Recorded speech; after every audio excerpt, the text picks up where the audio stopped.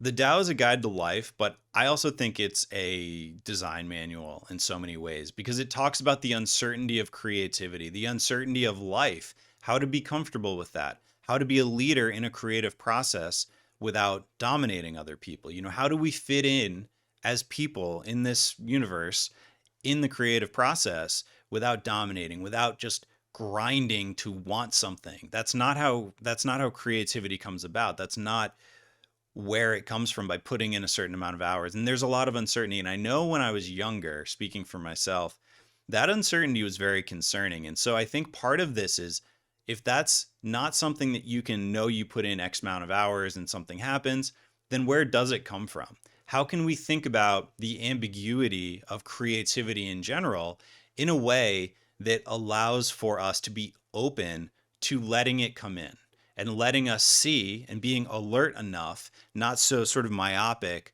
or so focused on the task at hand that we're not actually feeling and seeing the information and the ideas and the inspiration that's really all around us all the time. And I think that's a big part of what this is about. And that's what I'm going to talk about. So, just going through some of the different points, one of the things that I really like is the idea that, wise people don't need to prove their point. You actually, and if you are forcing your point, if you're really trying to prove your point, you're actually probably not wise. And I think we see this with people who are overly opinionated. There's this lack of flexibility.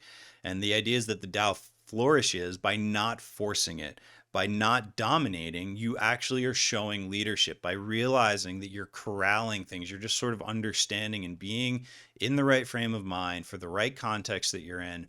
That's what creativity is in my mind. That's the creative process. That's the a mindset that you're open.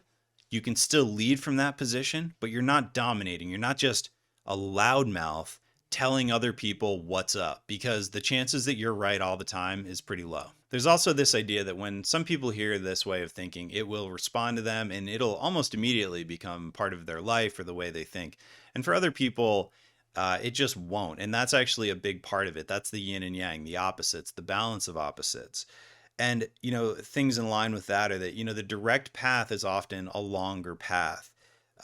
True power can often seem weak. You don't have to demonstrate your power. There's often a lot of insecurity just under the surface for that. If you have your core principle and your core beliefs about what you're doing, a lot of the rest of things can actually be quite malleable. So, in a lot of ways, you don't have to stand up and be rigid about everything, just the things that matter the most. So, actually, flexibility can actually relate to being truly principled. Another idea is that the greatest art can often feel indifferent. And you see this where, certain paintings are just fairly indifferent, but invoke or evoke a certain reaction from us. And that this sort of greatest wisdom can often feel very childish. These simple things that are so profound. And Einstein talks about play as the greatest form of research. And other astrophysicists are talking about first principles. They're trying to find the simplest thing that means the most. And that, again, is really where the Tao is coming from, is this idea that you should be flexible. You shouldn't be dominating, but you also need to understand your principles and you need to be looking for the simplest things because they can be the most profound and the most long lasting sources of creativity and sources of meaning. One thing I talk a lot about is the relationship between things as what design really is. So we're putting physical objects in space, but in a lot of ways it's really about the space between them or the lack of space between them, that relationship that is really creating the experience of being in a space. And so whether that's designing the sort of negative space the Tao talks about, the pot, the emptiness of the pot is what actually holds the water to boil it. The black and the white, the opposites. Carving the utensil out of the block, like seeing the block as a piece of solid wood and seeing the object within that, like that sort of understanding, that mindset that you can see the bigger picture while also seeing the smaller picture within is really what this is about when you're looking at this as a design manual. So what are some of the ways we can actually work this way? What would be some very practical mindsets to adopt and sort of positions to take when we're dealing with clients? Because I'm also a big believer that a lot of my creativity comes from other people. And the Tao talks about that. The Tao talks about working with the mind of people, not their own mind. And I always say that design is a lot like improvisation in my mind, because the other person has ideas, or at least, even if it's an idea I've heard before, it's usually, well, it's always unique to them and their specific experiences growing up, their vision for the future, all of it. There's no way, we're just all different. So it's going to be unique.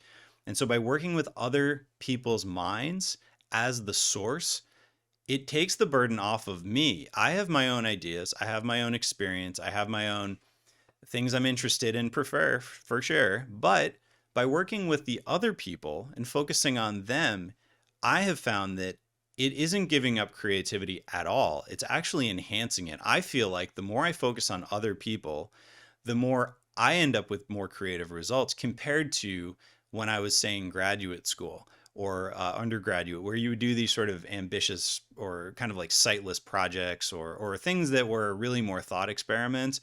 And that's fine because that has its own place. And I think that's a good way of learning. But my point is that it's not about a building site being the inspiration for a building or something like that. That can be a part of it.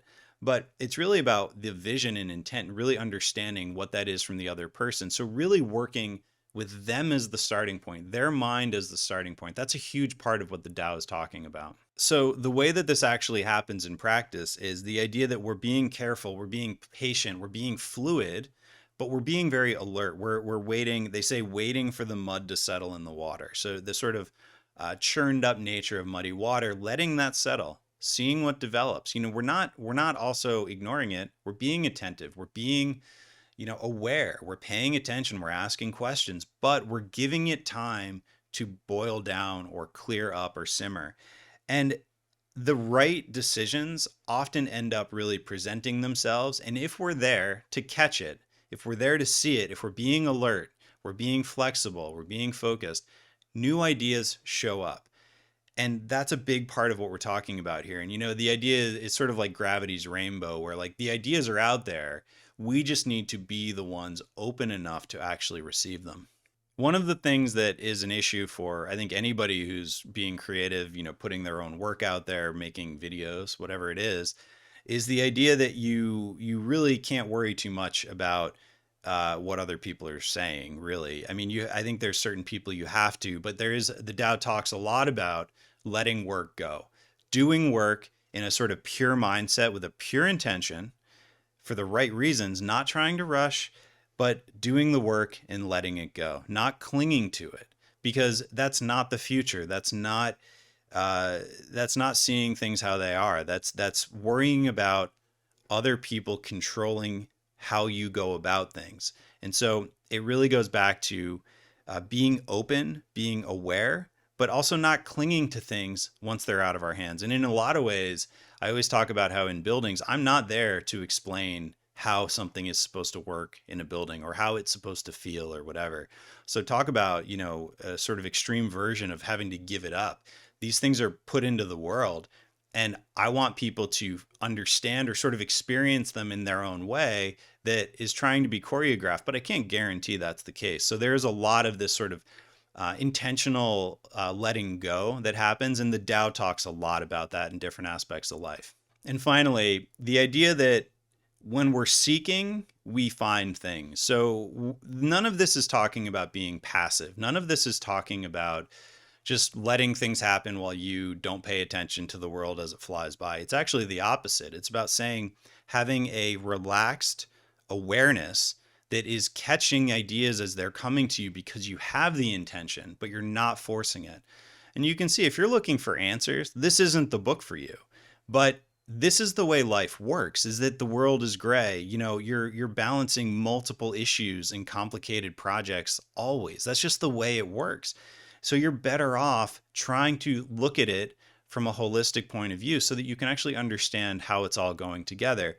And that's really the idea of looking at the tasks, confronting them, and dealing with them so that they build up to something that is great. So these smaller acts building up to this idea of greatness. And while we're doing that, preventing trouble before it arises, trying to put things in order so that we can move forward towards completing these greater tasks. So it's very active. The Tao talks a lot about being very active, but also being very flexible, aware, and sort of reminding people what's going on, reminding people and sort of gently, not being a dictator, but really just sort of gently bringing people along, not because that's where you think, but because that's what the answer is sort of showing. Because then that really gets to a point where it becomes an easier decision for people to go along with you when you're sort of bringing everybody together.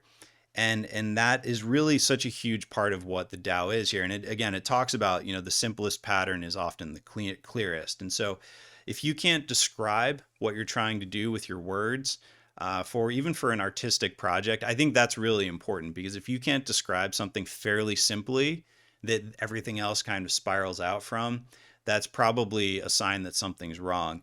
And so even though this is really a manual, a piece of literature about living life, I have really seen a lot of parallels to the way I think about design. And I think part of that's because I genuinely look at my work and life as being very tied together. So the more that I can do my work in a way that correlates with the way I try to be as a person, again, I'm finding more creativity as I get older, not less. The idea of writer's block, something like that, that's something that I used to be really concerned about. Like, is this going to be the last project I ever do? Is this going to be the best thing I ever come up with? Am I ever going to be able to come up with something so cool again? I am not worried about that at all anymore, because it's just not something I'm concerned with. Because if you're not looking within, but if you're looking outwardly, you can so easily get inspiration if you're open to it. And I think that's a big part of it. More, it's a fundamental book in my life, and it's really where so much of my thinking and so many of my ideas come from. So hopefully that was enjoyable, and I look forward to seeing you in the next video. Thanks.